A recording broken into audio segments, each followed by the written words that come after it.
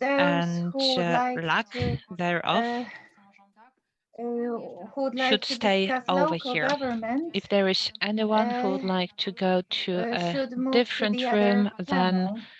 you will So see let's if see. it's Państwo będzie w stanie samodzielnie tam wejść. Jeżeli ktoś ma problem, prosimy o zgłaszanie się na czacie i spróbujemy ręcznie też Państwa przerzucić.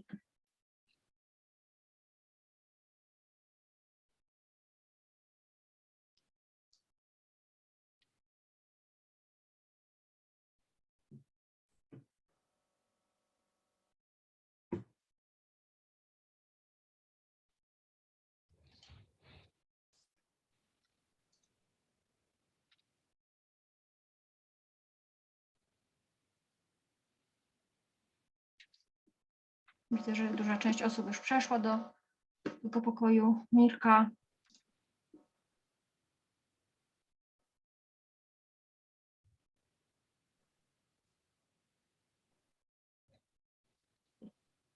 Tutaj na czacie się prośby pojawiają o przełączenie.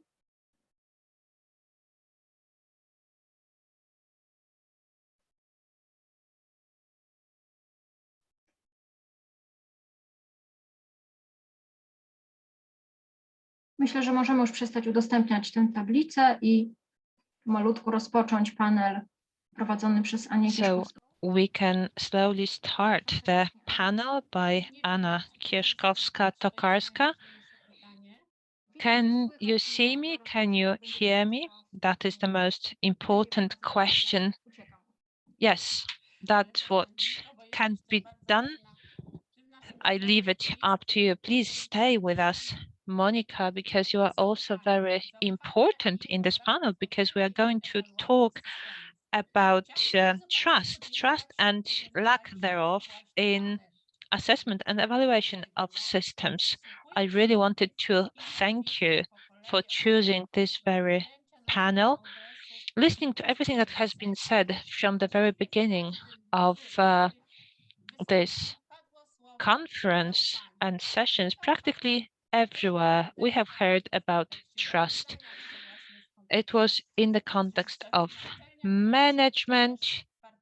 It was also in tertiary education, but also in social participation. So we were really thinking hard about what to choose and what subjects to talk about. And we decided that this is going to be very important because this is also a process. This is a process of crossing boundaries where we should also talk about participation and interaction with the other side. That would be the process. And so trust is very important and has been mentioned in many different statements. But speaking about trust and also about increasing trust and what strategies increase trust, we should think about which factors can deepen this trust. And looking from the researcher's point of view, we decided to invite two researchers to this panel. So I would like to briefly mention and introduce the profile of our researchers, both for Professor Dominika Latusek-Jurczak as well as Dr. Iwona Sobieraj. And after the presentations, there will be time for a discussion. Of course, that discussion can take place in the chat, or if you prefer, you can also join us live with sound and video here.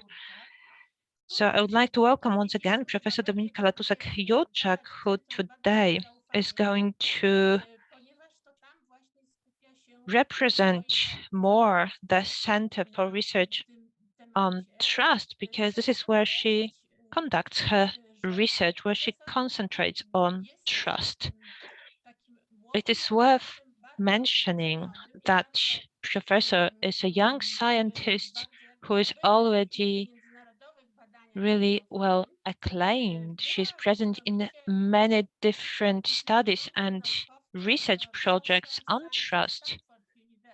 Social Stanford University, that was one of the projects that involved that university that professor participated in. That was 2007. She was the beneficiary of Fulbright Foundation, and she also received a scholarship for exquisite scientists, young scientists, in 2012. And so, as I was preparing for the moderation of this panel, I really learned more about the scope of research by professor. I will mention just 1, 2, maybe 3 titles of publications so that you can see the spectrum of this research. And 2012 saw a publication entitled Ethics in Quantity Studies.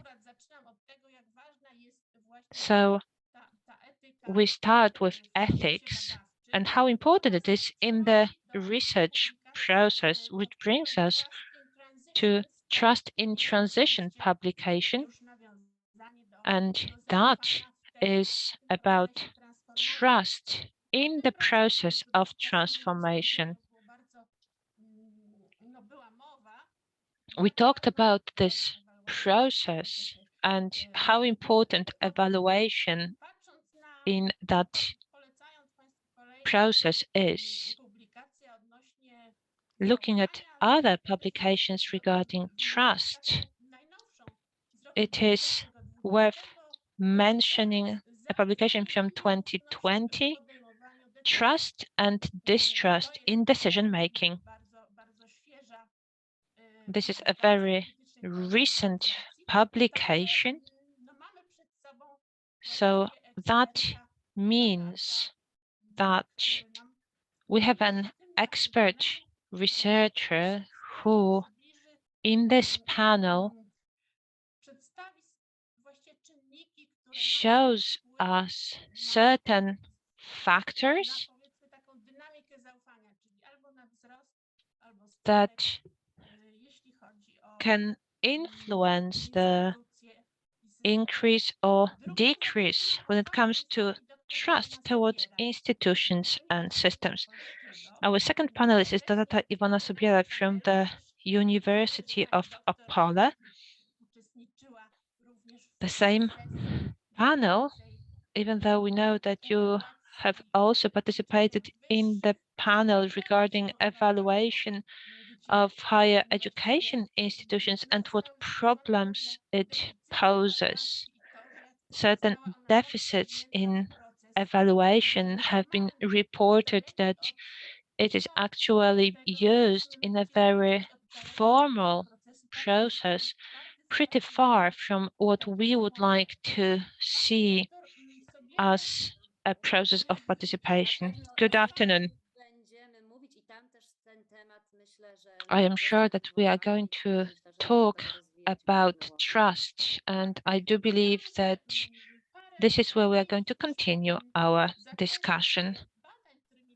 I also would like to look at the scope of subjects that you deal with, Dr. Sobiera, that is about trust in education at different level. You also deal with ethnicity and multiculturalism. However, the main reason to have invited you to this panel is also the fact that you will present to us the citizenship education. This is, and we'll discuss it, a tool, a possible tool to increase trust not only in higher education. To conclude this introduction of our guests, I would like to mention that we are going to start with the presentations one after the other, but we are going to collect your questions in the chat, and at the end we'll try to answer it. So Professor Dominika Latusek-Julczak, the floor is yours. Thank you very much. Can you see me? Can you hear me properly? Yes, everything is fine. So the first step was successful. Thank you very much for these very kind words. I do believe that they are largely exaggerated, but that's usually the case when you introduce guests. But it was very, very kind of you. I am really happy to be here, but also I would like to take this opportunity to thank you for the invitation. I do deal with trust, but I do not know much about evaluation. I have been learning about this process from the theoretical point of view, so I do not hide the fact that I hope to learn a lot from you today. I am really happy that I can be here online, hoping to meet you face to face in the future. I also look forward to the discussion with Dr. Sobieran today. Thank you very much for accepting the invitation to this conversation. Ladies and gentlemen, I am not going to look at the chat when I speak, so please signal to me that there is a question, but we are going to collect all of the questions and then display them. Okay, that's wonderful because that is great help. So today I am going to tell you about a specific project, and that is Trust in Governance and Regulation in Europe, which is a basic one for Europe, and it's under the European Union's Horizon 2020 Research Innovation Program. But I would like to say something about what Anna Kierzkowska-Tokarska mentioned in her introduction. This may also be a good beginning for our discussion, but we pay a lot of attention to how to strengthen trust, how to do so also when it comes to evaluation and control. So we really need to think about something that we experience every day, and that is the experience of distrust, as we see in research done that we see in the works of psychologists and sociologists. So lack of trust is not the same as distrust, and we often talk about distrust. And this is something that we experience every day. I believe that we will all agree that this is our everyday experience. And on the level of different institutions, we need to ask ourselves whether all of our research that we conduct is not missing the target when we start from the point of distrust. I believe that removing distrust is ruled by other mechanism than building trust. First of all, we need to get rid of distrust in order to build trust. So this was just a little bit ad hoc to widen the spectrum of our conversation. And I'm really sorry that these are a little bit side-tracked themes, but they are important. So even if we talk about positive gestures that are to bring trust, and actually people who are supposed to bring trust, then if there is a distrust, and even if you reach out your hand, people will see it as a negative gesture. So what can we do to build trust? And how to do that? Well, it is very difficult in psychology and also in practice. So I believe that it's a very interesting area for discussion. And now I would like to move on to what I will be talking about today. And that was a research project regarding trust in governance and regulation in Europe. Let me show you the presentation. I hope to be able to do it soon. But before I do that, I would like to show you a brief film that tells us about what we deal with in this project. I hope to be able to see it.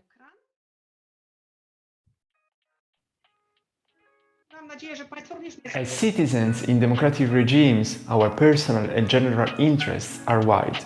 Privacy protection, healthcare, financial stability, food safety. We all need to trust our local, national and international rulers that our interests are safeguarded. For example, the COVID-19 pandemic has underlined the importance of citizen trust in public health authorities. Trust of citizens is critical to ensure successful crisis management. But is also equally important for well-functioning markets and their regulations. Hence, trust relationships between actors that are involved in regulatory activities such as the administrative bodies, politicians, courts, firms, business, consumer groups, the media and citizens at large are crucial. However, trust and accountability need to go hand in hand, as blind trust without accountability can be equally bad. In Tigre, we believe that an optimal level of trust is required for the well-functioning of those regulatory regimes and achieve stable and fair social relations for a better democracy. What we need is to fully understand under which conditions such regulatory regimes are trusted in order to produce effective and legitimate measures and policies that can be accepted by citizens and thus properly implemented. To do so, Tigre explores the importance of these trust relationships in three high-value sectors: food safety, finance, and data protection. We will connect our research findings with policy and practice by developing various tools and recommendations discussed with policymakers, civil servants and societal organizations, and then widely communicated via policy briefs. Finding a balance for trust means improving the quality of democracy. In the long term, this is what we aim at.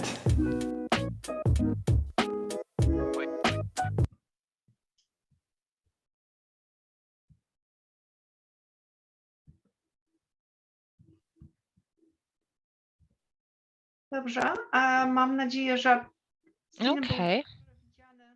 I hope that you could see it well and hear it well. Yes, we could see it and hear it really well. And now this is the first slide of your presentation. My trust in technology is limited, especially in my ability to use that technology. So I'm sorry if I just make sure from time to time that everything is going well. It is Dr. Anna Pickos and myself who run Tigre project at the Academy of Leon Koźmiński. We started the project in January 2020. It is supposed to end in June 2023.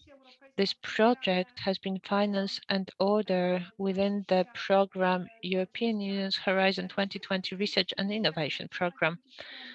As you can see in the calendar, we are reaching the first half of the project. We don't have the results yet, but I would like to share with you what we are analyzing, why we do so, and where you will be able to find some information. You can visit our website at anytime you can see the address at the bottom, www.tigreproject.eu. You can see the preliminary findings regarding introduction of trust and governance legislation. You can see over here that there are 8 different countries, very different cultures and very different legislative environments. And that was the aim of this consortium, that using the same tools, we will be able to research under one umbrella, coming from the fact that they are EU members. So our research model, I would like to stop here for a moment. What are you interested in? Why do we talk about trust in regulations? Why is it important? Let's look at the financial market. Traditionally regulated and a pretty orderly market, so that it's pretty nice for analysis. So usually you introduce legislation because you believe that the citizens are not able to by themselves assess whether certain institutions that are important from the point of view of social life, such as banks, whether you can trust them. So this is why you establish an institution that regulates the market. And so somehow they make sure that those that provide important, socially important services, that they are credible, they are important for the society. We have got 3 actors. So these are widely understood regulatory organizations, also the businesses which are regulated, that provides us with products and services. The majority of studies concentrate on the relationship between the citizen and the companies. That is how citizens trust the banks, or the relationships between the citizens and the state, that is the citizens and the lawmakers. There are no studies which would tell us what is going on within the regulated sector. That is, what are the regulations of the trust, of the confidence, uh, and this is the area that is important for the subject of the evaluation, the regulatory evaluations within the sector. And this is the relation on which our research project is concentrating. The final beneficiary is the citizen, so he's not included into the study area. But what we are interested in is the relationship between the regulated organizations, actors, and those who determine the framework for the operation and control them or regulate their method of operation.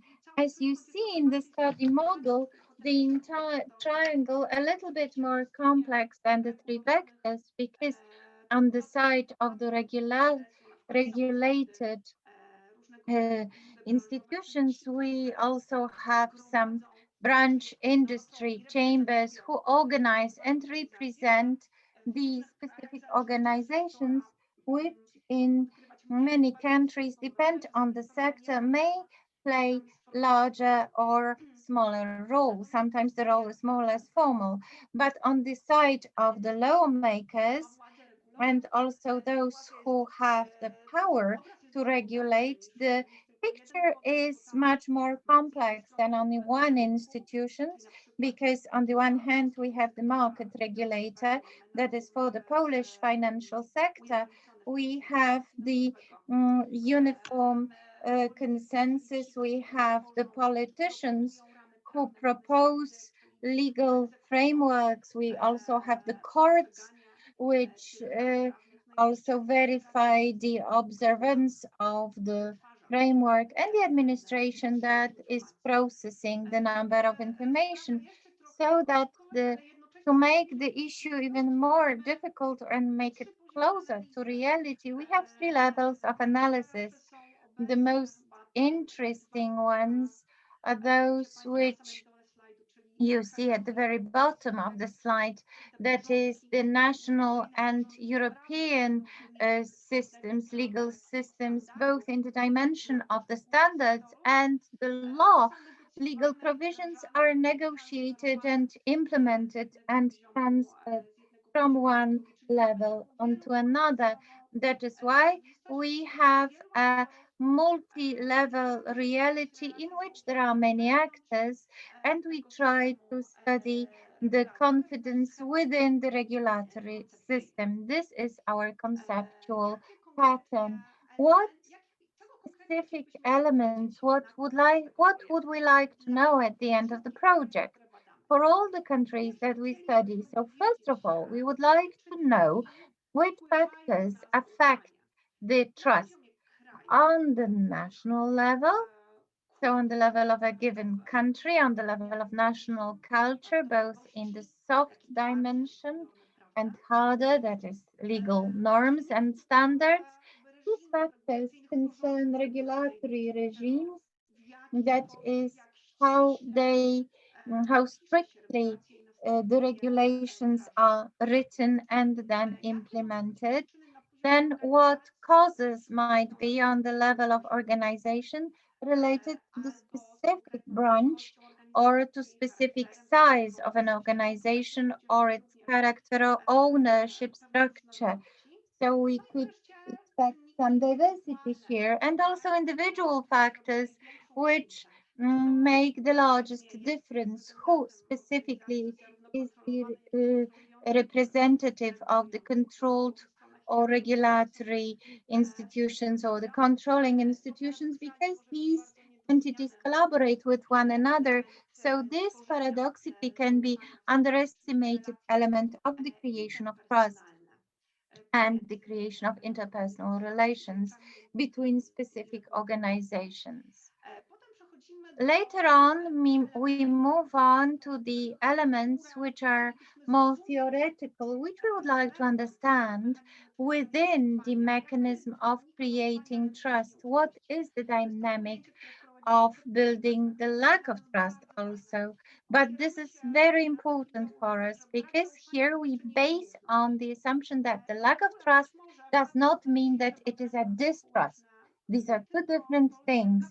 So looking at the social studies, not only in Poland or not only in Europe, but also, for example, in the United States of America or in Canada, low levels of trust might become some standard, some normality. So we do not know whether in contemporary world, whether there are more and more interactions which are very anonymous, and we need to base on direct knowledge, whether we are able to build very high level of trust and whether we are able to concentrate on it. So whether such trust is a condition in which we live. So perhaps a real threat could be the change from the lack of trust into the area of distrust, when the social processes of defense against partners or expecting anything that is worse is problematic. It's not about high and low level of trust, but they should be optimum. And also, first of all, it should be about the avoidance of the distrust. So the regulatory intentions are important because we need to collaborate with each other. And it's quite similar in many cases of the evaluation control. And the controlled organization is not the type of partnership that we choose or that we select to take part in, but it is the partnership which should be going on, which is imposed and within which we need to look for the sources of trust.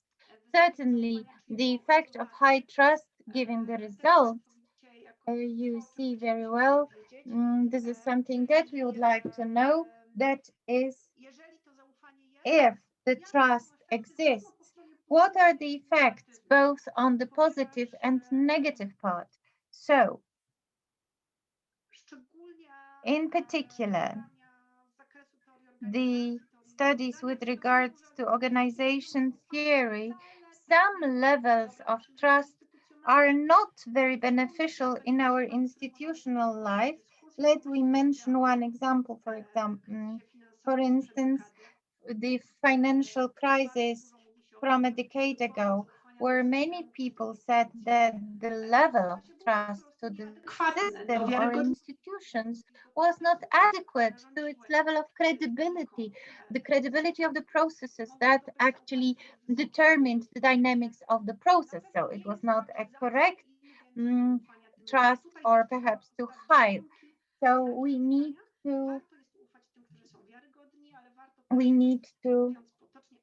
uh, uh, so we need to include this issue.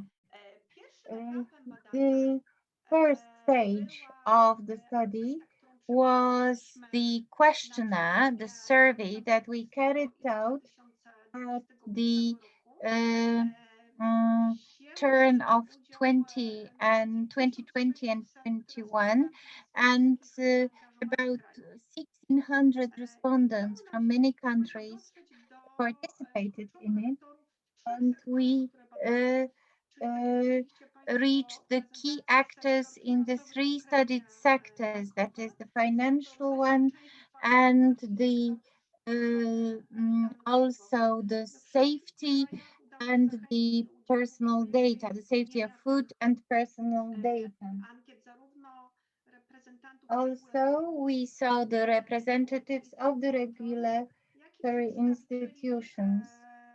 And we also had the representatives of the organizations and the companies which were subject to control. And we saw the results that were published at the beginning of next year.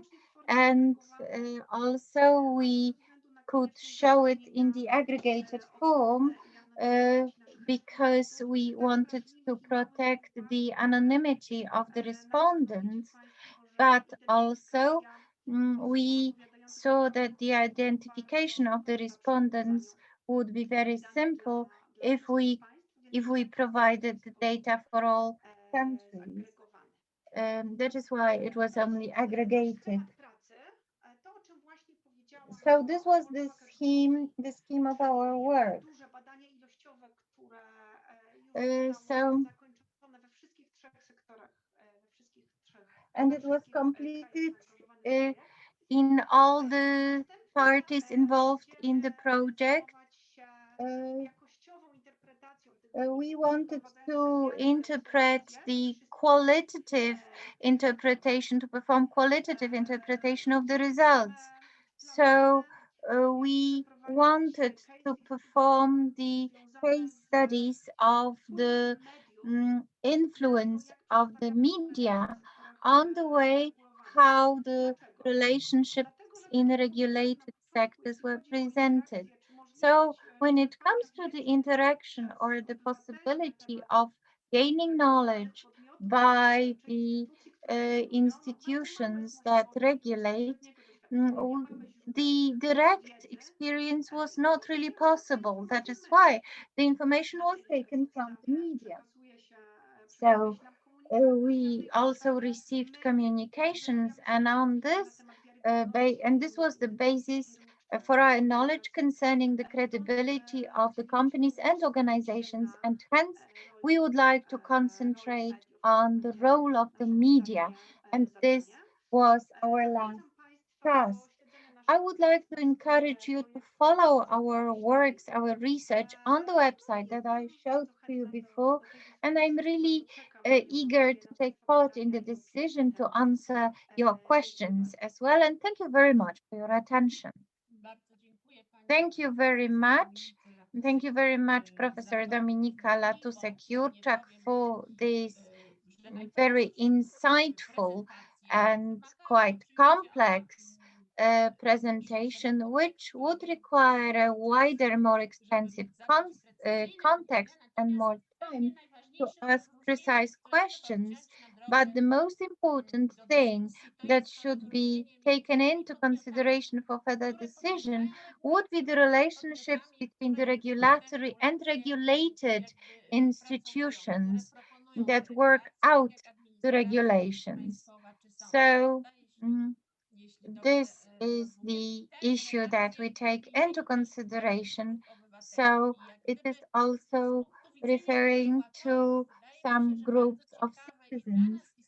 So it was also important that we should take into consideration this triangle of relationships, especially taking into consideration the groups of citizens, as it was mentioned previously during our Congress.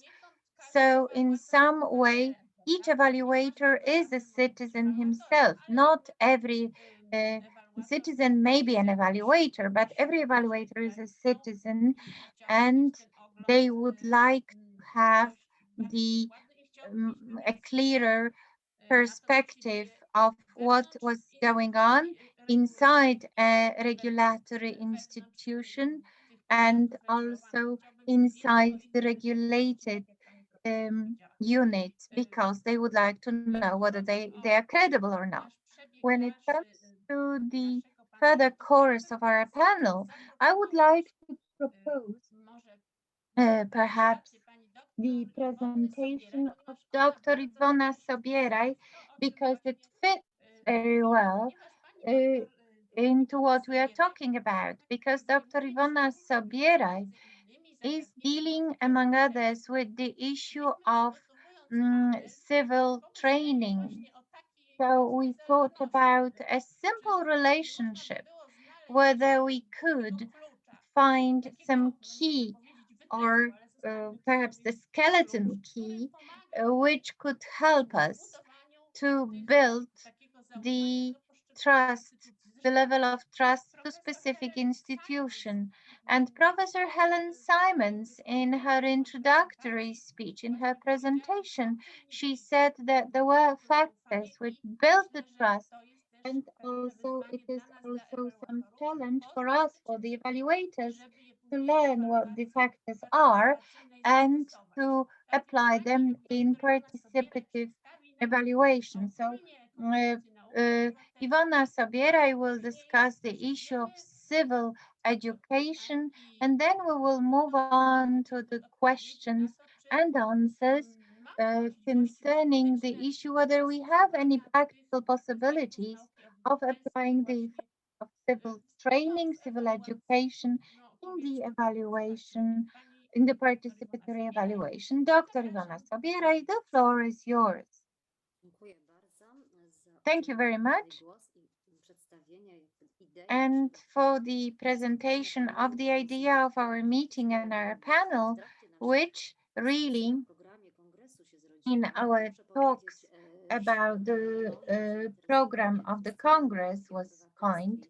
So my interest in the issues of civil education is quite new, and when dealing with this problem, I already observed that the issue of evaluation within the context of today's panel discussing the connections between the three elements is of extreme significance and provides us with possibilities of development and some synergy to a large degree. So I will try to share my screen.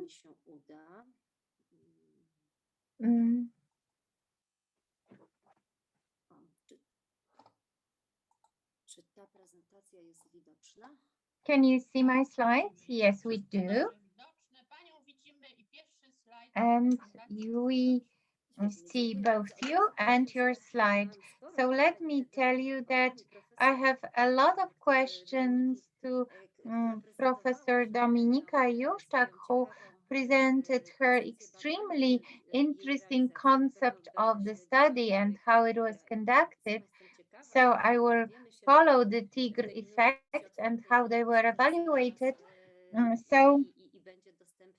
We would like to see whether it is available in many dimensions of an open access.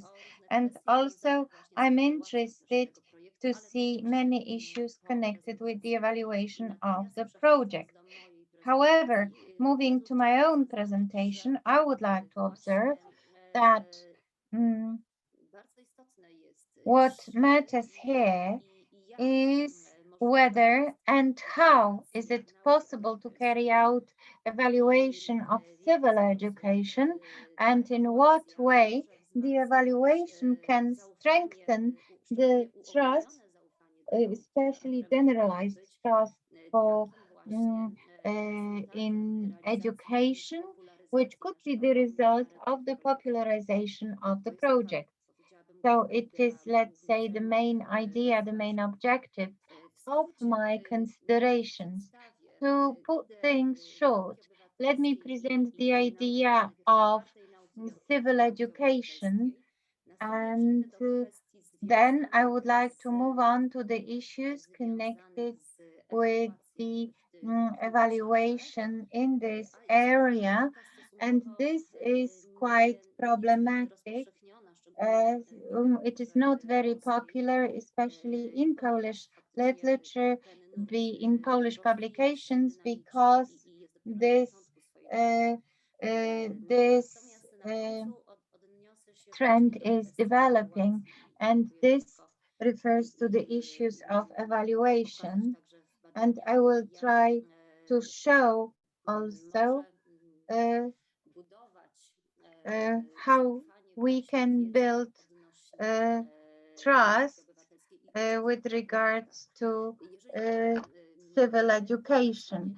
If there are possibilities if it's possible to see more projects related to civil education, we also have the doctor, uh, almost doctor Marcin Donzel, who now takes part in the project of civil education within a former consortium, which belongs to the University of Opole, who can share his experience with regards to pilot projects, also in many other countries, what they look like in other countries, and which challenges they put before the participants. So I think that also it's worthwhile to take up the subject right away, because together with the creation and the development of civil education, which is the open education, the correct understanding of evaluation is point in both fields, so that it could be uh, supportive for these issues. And I have a good reason to be saying it, because uh, a poorly interpreted definition of the tasks of education in education or in higher education. A więc kwestia otwartej nauki, to otwarta nauka to Open jest education, open science. This is both a movement in the society and also a process. The process has become possible thanks to the development of new technologies, as well as the processes of social participation, globalization, and participation. The main idea behind it is that education is a good that should not be limited. It belongs to all of us. So we have got open education, open sources, and also free licenses regarding software's open data. that is access to databases, open methodology. So that means methods of sourcing, also techniques in research, and also open access that is really strongly present in the public discourse. This is the strongest element of open education, and also open access to publications and scientific publications. Open review that is also based on equity, peer-to-peer, peer review, anonymous reviews, and open education. So open education is very important because that's an important pillar of open science and open education. So masters online available to everyone so that the society can actively participate in science and education. That is in accordance with the idea of lifelong learning, regardless of where you live and what your career stage is. When it comes to open science and education, this is also about social archiving, opening data. And so this idea has been well grounded. The programs are supported by international organizations, including the European Commission, whereas social science and education, citizen science and education is about people who are non-scientists, who are getting involved in scientific research. So citizen science also influences science because it is about promoting science. It is about the society, volunteers, non-scientists who are involved in the process of science development. It is about collecting everyone involved in the project who, via the internet and very often a network of institutions, create an open database that is widely available. For example, there were such activities as counting birds in Great Britain, also various plant-related projects in Germany, and also in Poland. There was an initiative where the society was asked to observe the sky and check how visible the stars were. So thanks to such involvement, it was possible to create a database that would have been difficult to obtain with the limited resources of academia and scientific staff itself. So citizens' science and education is an important part when it comes to cultural heritage preservation, for example. When it comes to the sources of citizen science, it was about collection of data by volunteers. Over time, it was also established that volunteers are important for science. It is being debated at the moment.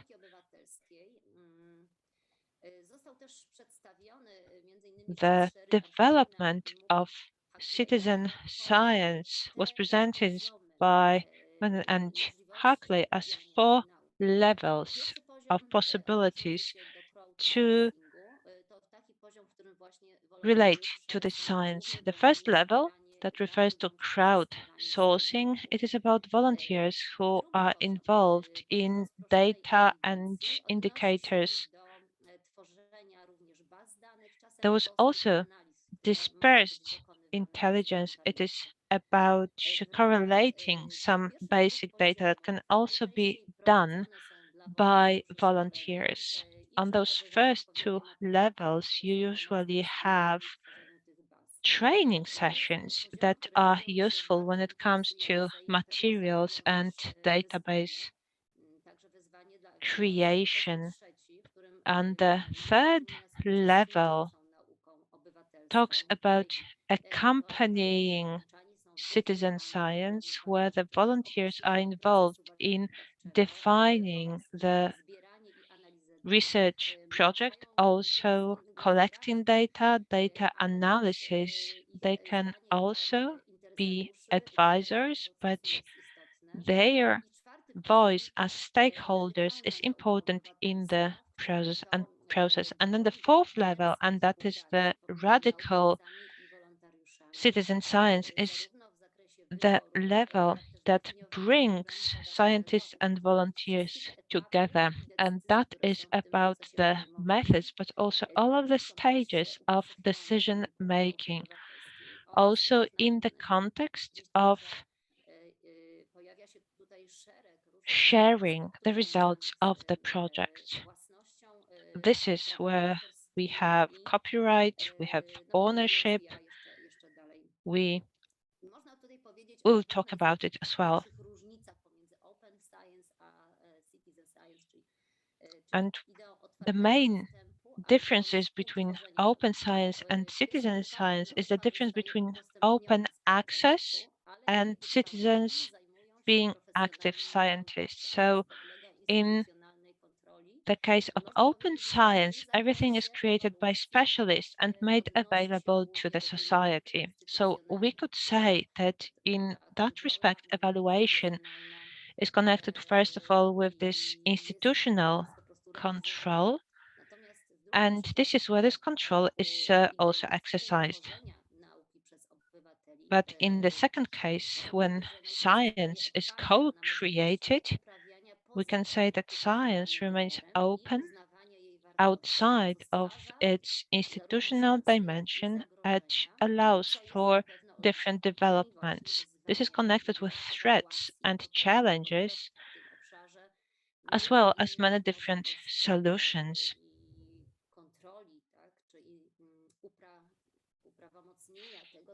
So in that area, there is no possibility of control as to what is created as science. Of course, there are also critical voices regarding citizen science. For example, it is not possible to control in 100% the data entered by the volunteers, and so data may be incomplete. It may be falsified because of the point of view. Also, it may be incomplete for many different reasons. It turned out that some projects were not suited for volunteers. For example, where you have got procedures, where you have got also different activities that you have to repeat are not really suited for volunteer work.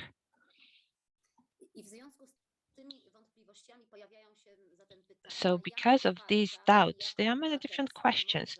So when it comes to science, how open and how citizen related can it be? These questions are asked in the academia, but also outside of the academia. So when it comes to open science and citizen science may be influenced by many different aspects.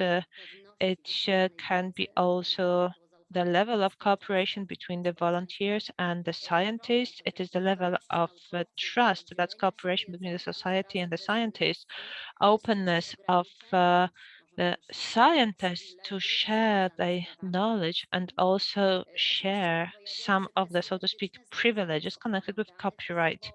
Of course, there are also ethical problems regarding personal data,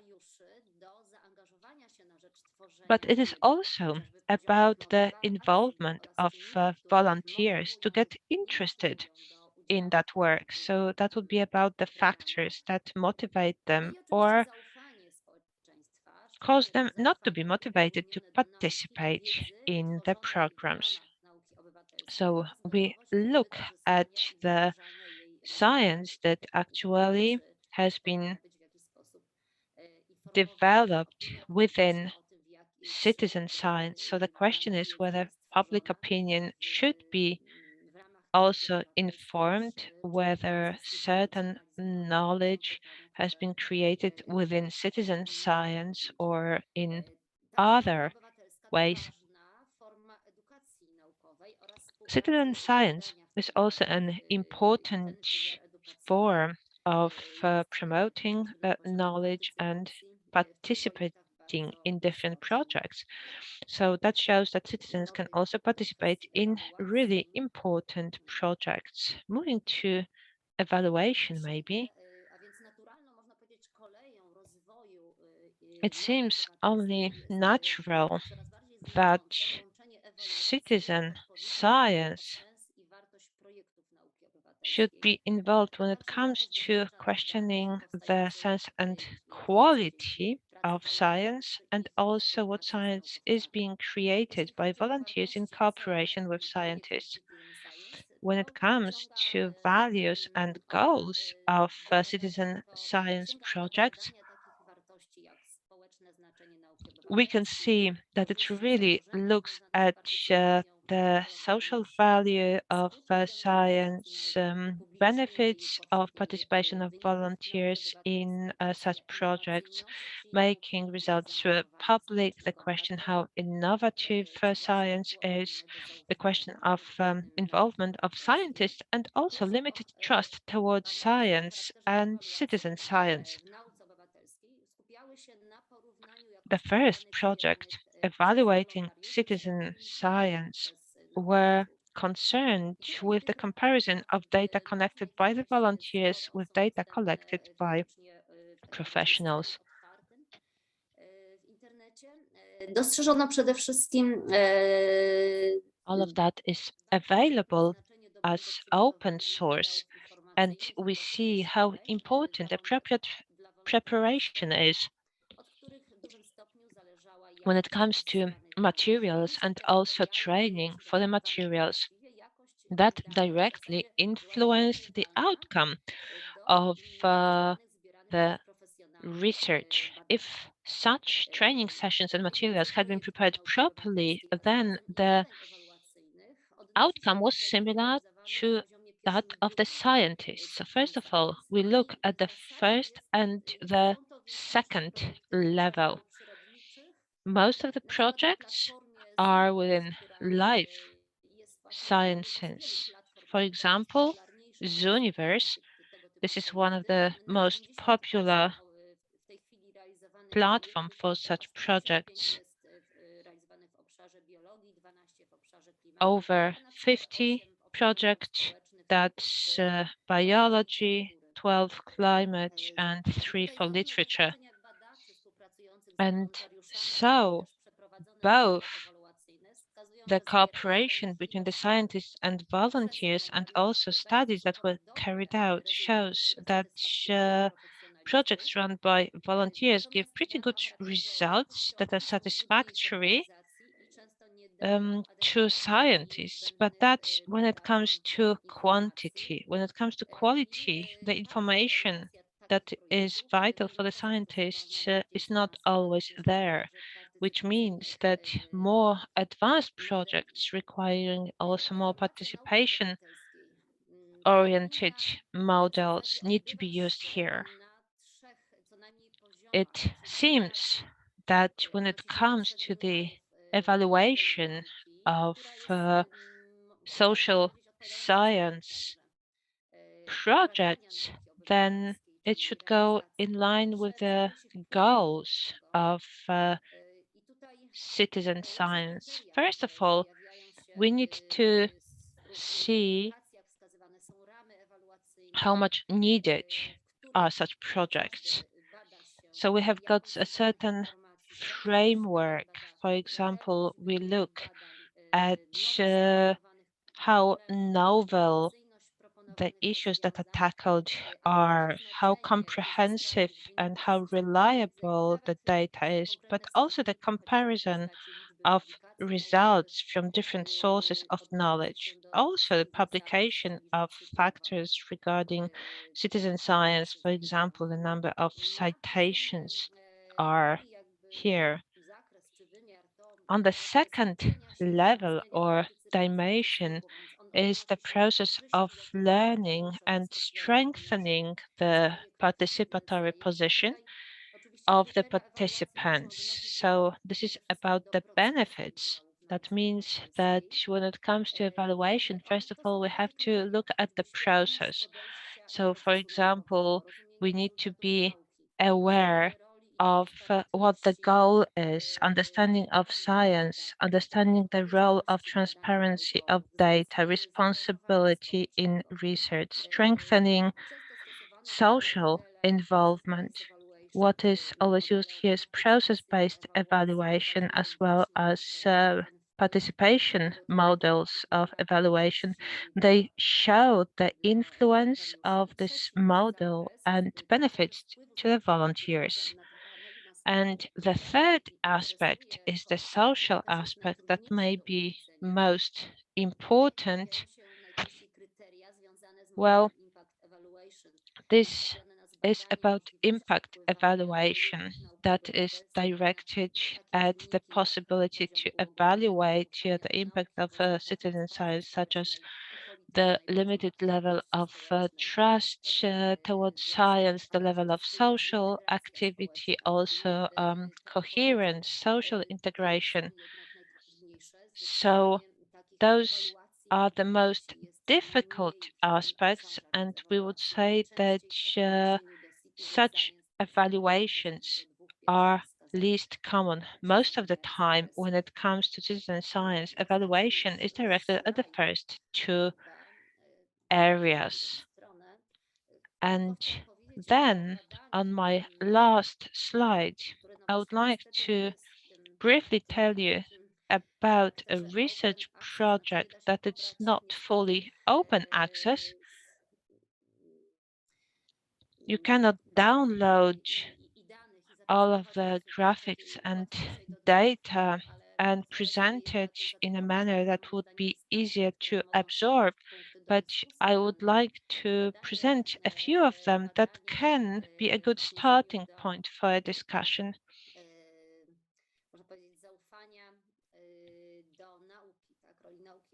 So when it comes to the level of trust towards science in the society, well, we can see it in the State of Science Index of 2021. We can see that Poles are more likely to trust science and scientists at 89%, whereas 20% show distrust towards science, and compared to 2018, we can see a decrease when it was 27%. But what was interesting for me were the following issues. First of all, distrust towards science are questions that people do not understand. And so, as it has been mentioned, citizen science is about bringing science closer to the scientists.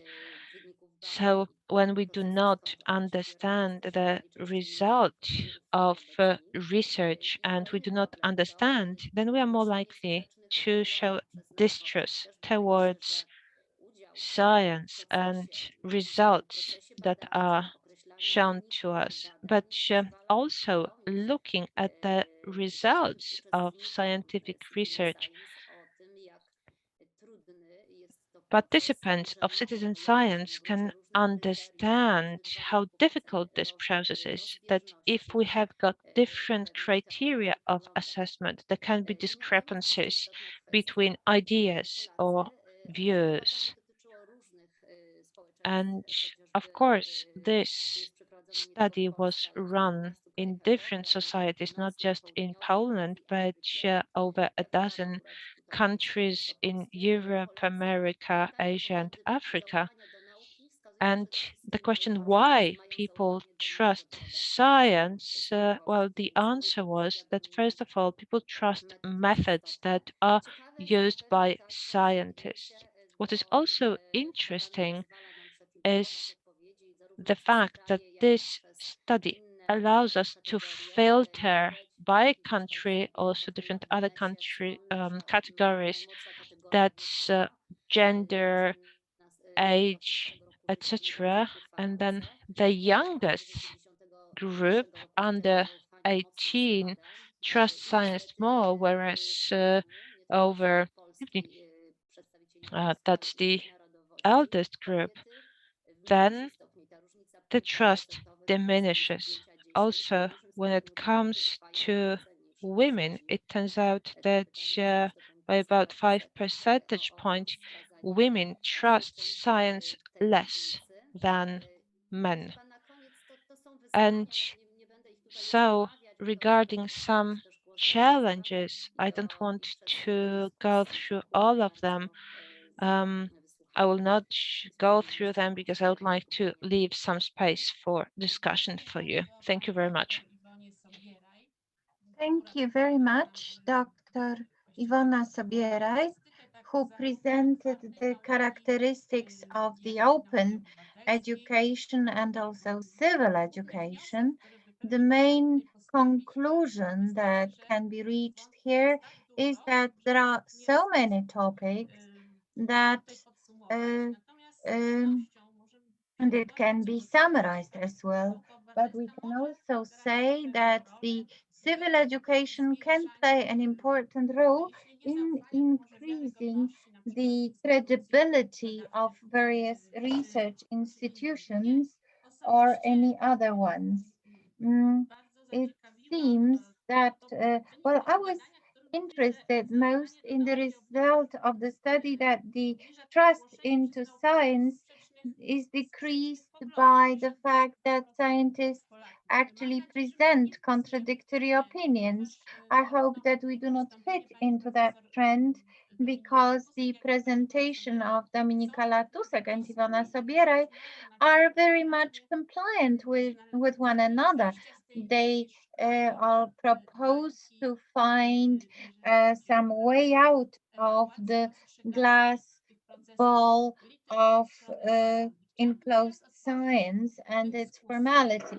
So I would like to open a debate, a discussion, and I'm waiting for the questions to the panelists, to the speakers from the participants. You can ask them either in the chat window or you can also ask, raise your hand and ask questions in person. And these are the questions which have already been asked. Uh, so Poland looks very poor in the study of the social trust towards the authority.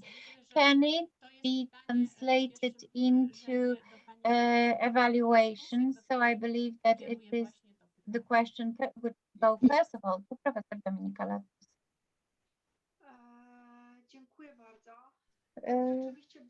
So thank you very much. It is a very complex issue. Poland looks very poor in comparative studies of generalized confidence, but I would like to actually question the main statement of it. So first of all, these comparative studies have one drawback. So they are based on the study of declarations. So, for example, the Ederman Trust, Format, or World Survey, which study the social trust, are based on a very simple question that can be asked in many places. That is, what is your level of confidence to this and that? So also we know from the studies is what is declared is not always comparable with what people do. So the values that are declared are not always compliant with those which we observe.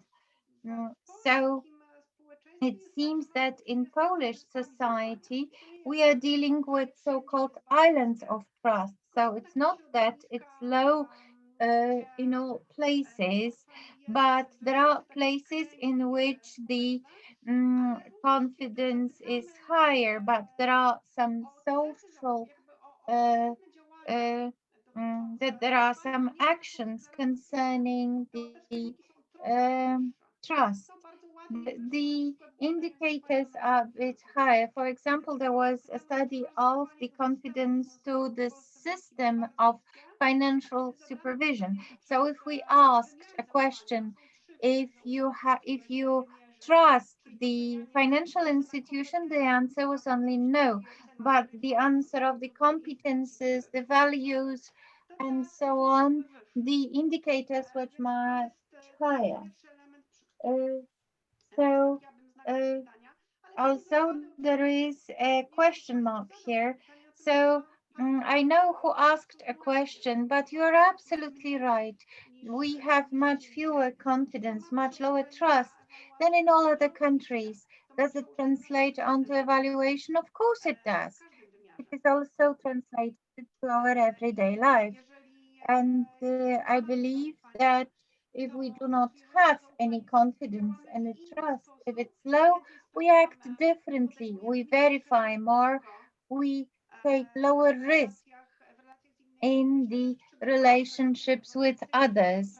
So, especially in the issues of evaluation and control, we are much more cautious. That is why such the translation does exist. I don't know whether the question is understandable or not. I also would like to ask you to show the questions which were already asked. Can you share the screen with the questions which have been asked? So also the second of the question is how to engage the society to perform evaluation within the spirit of citizenship education. This could be a real participatory evaluation, and this question should be asked to Ivana Sobierał, who is experienced in citizenship education, in civil education. Perhaps you would like to use the experience of Mr. Tuczman. So first of all, I would like to thank for this question. I don't know who the author was, but this is the question that I ask myself every day. And it raises some hopes that the participatory evaluation is possible after all. So some key or a chance for the development of some time evaluation is the implementation of formative evaluation, and the contact with evaluations should start. So this is the evaluation which has no control functions of whatsoever. It has most of all an educational dimension and the dimension in which the dialogue with others is stressed. So I also need to explain to young people what evaluation is, what they can gain from evaluation. So whatever is dominating within the society, who takes decisions also, mm, there is a very well rooted vision of controlling evaluation, of assessment evaluation. So we need to show the benefits in the evaluation as such, so that as people should help us, should help each other to develop their own projects. So there is a method of design thinking which shows how others can be helpful for us in obtaining our goal, how the powers, how the abilities should be also joined and combined. So this should be the citizenship education. But I would not like to make it obligatory because in many cases, the main aspects were for example, the evaluation was obligatory, like in the case of schools, this educational system. So first of all, the teachers were asked to evaluate, and then only and after, then it was explained what it is all about and why it is needed. So if my colleague wanted to say something about the project of the execution of this project with young people, It's very optimistic, giving some hope for future that the trust in science, trust in education will increase thanks to such initiatives. Good afternoon. Thank you for being added to the podium. My name is Marcin Deutschmann and I work for the Apollo University. And as Dr. Sobieraj said, I had the pleasure to carry out the project of citizenship education together with our partner universities, Jyväskylä in Finland and University in Valencia. So the assumption behind the project was that because we were experimenting and it was our first approach to such studies, we did have some experience in participatory studies, but the extreme inclusion of third parties into the studies, those who are not professional researchers. So each of us were the first timer in the project. So we defined the objectives of the project and working in smaller teams and national teams, we tried to work on our own subjects and problems. They concerned, first of all, multiculturality and multilinguistic aspects, because within the consortium, there were various research laboratories, and the one within which we were active was the one concerned the multilinguality, involving sociologists from our university and also linguists. So we faced a number of challenges at the beginning of the project when we were trying to see what we wanted to do and how we wanted to do it.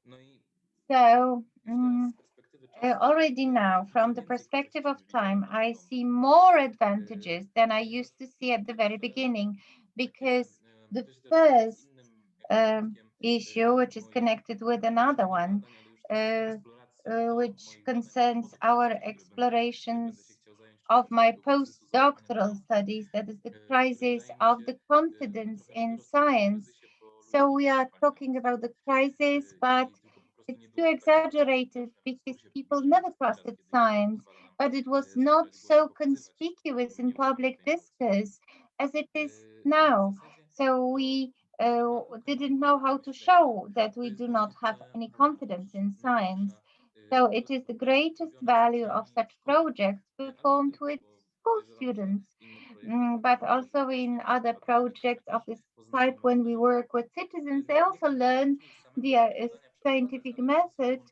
So when they are included into the scientific process, they also see that it is not so obvious to collect data.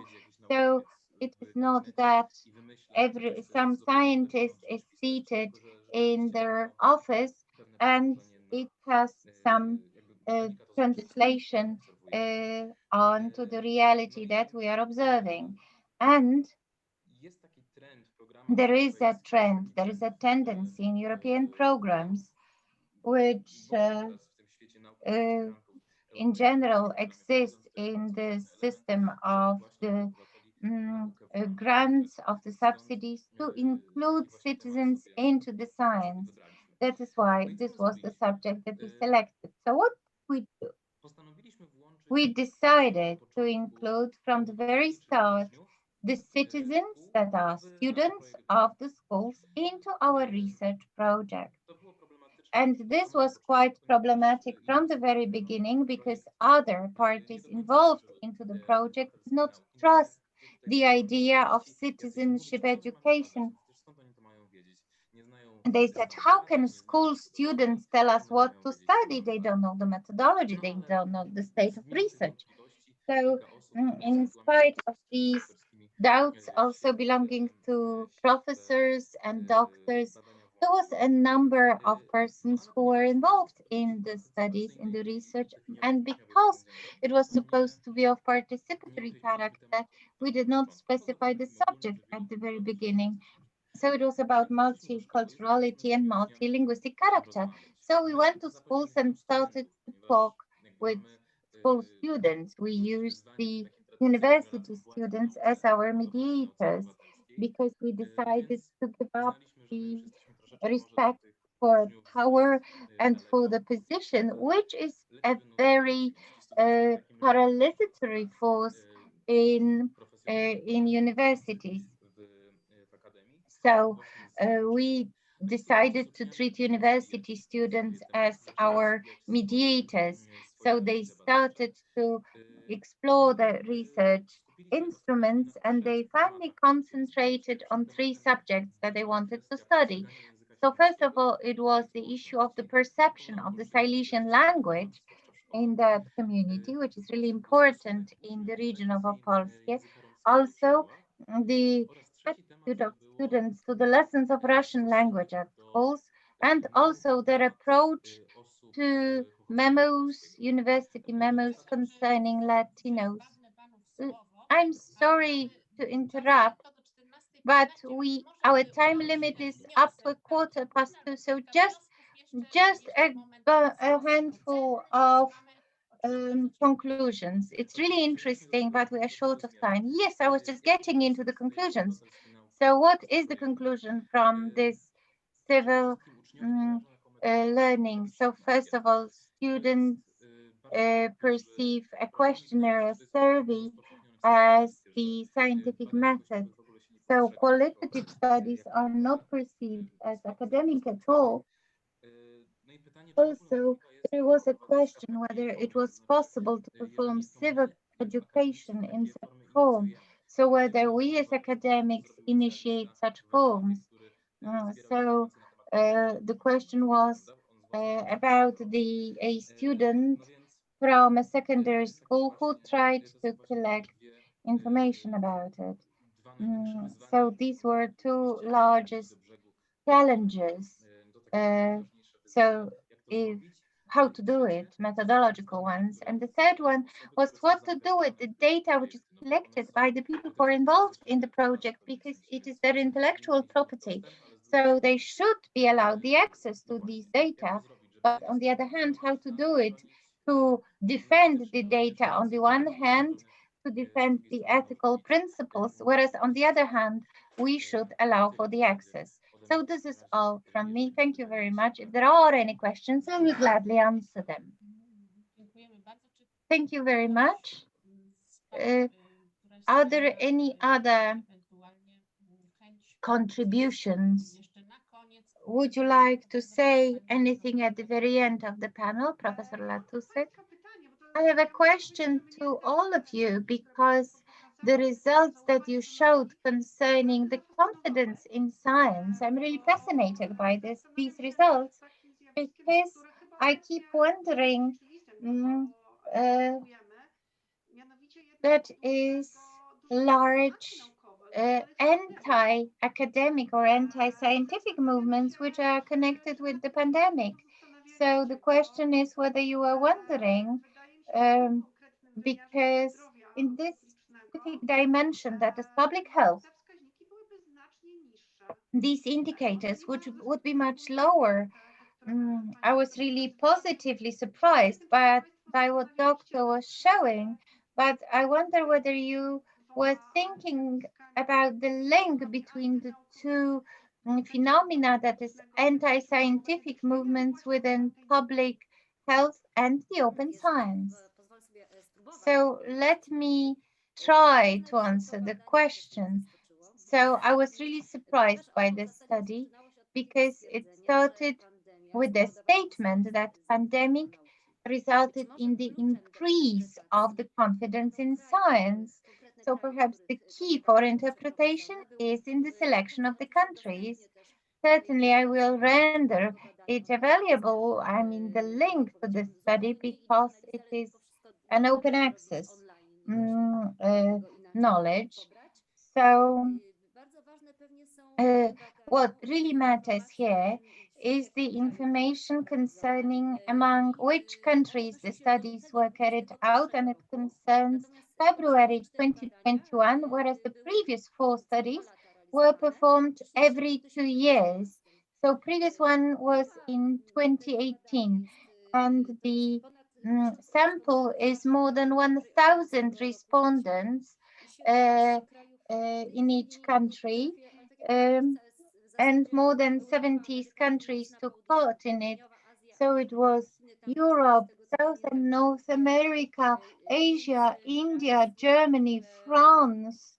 Currently, I do not have any more detailed list, but the basic statement that was shown here was that pandemic increased the level of confidence in science in societies. But in media, we observe some information, especially from the anti-vaccination movements, where the lack of confidence in science is stressed. However, in response, we should not say what our reception of the information in the media is, because media sort of distort our reception of reality. But this is pursuant to the studies. But this is only one study which it is statistically significant, but the question is whether this movement will be permanent or not.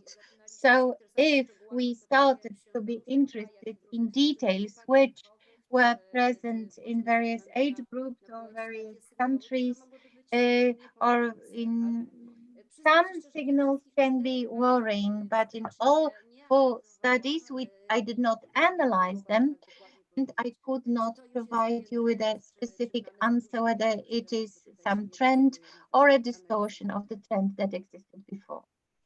Dziękuję pani dr Iwonie Sobieraj i Thank you very much, Dr. Iwona Sobiera, and literally for 1 minute we will hand over.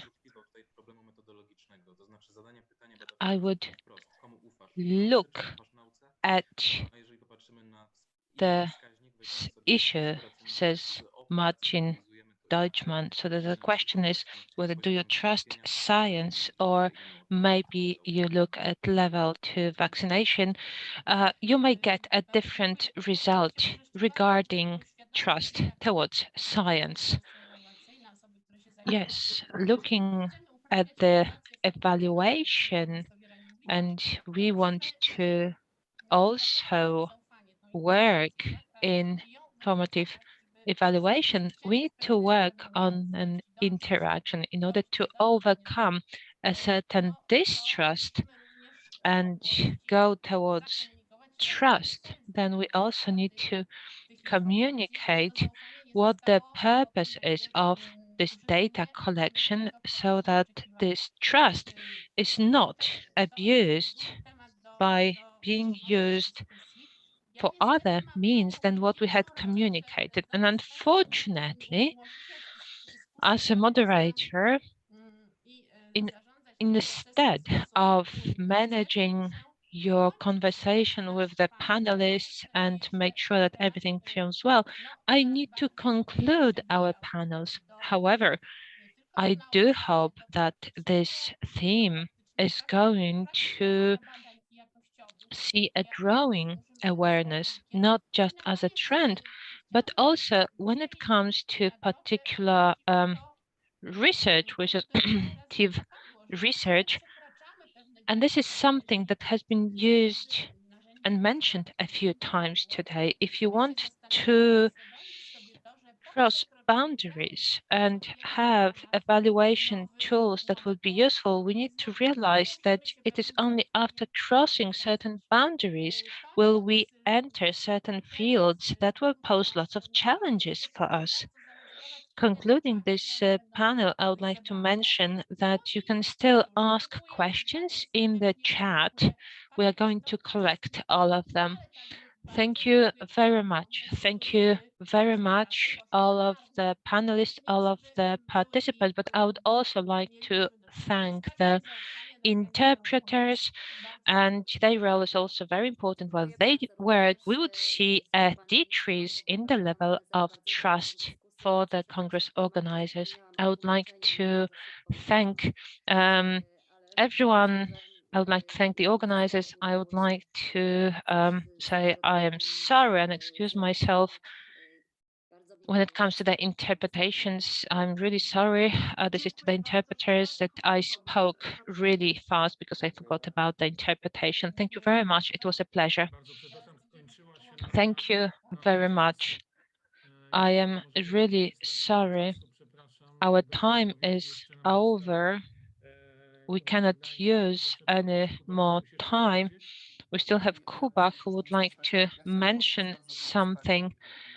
I really wanted to support what Aneta said, says Kuba Wygnański. I would like to also emphasize to Aneta said that in order to really have involved active citizens, we really need to make sure that they have appropriate trust and education. Otherwise, they will not be equal citizens. Well, I would like to mention that we cannot give up. We have to fight.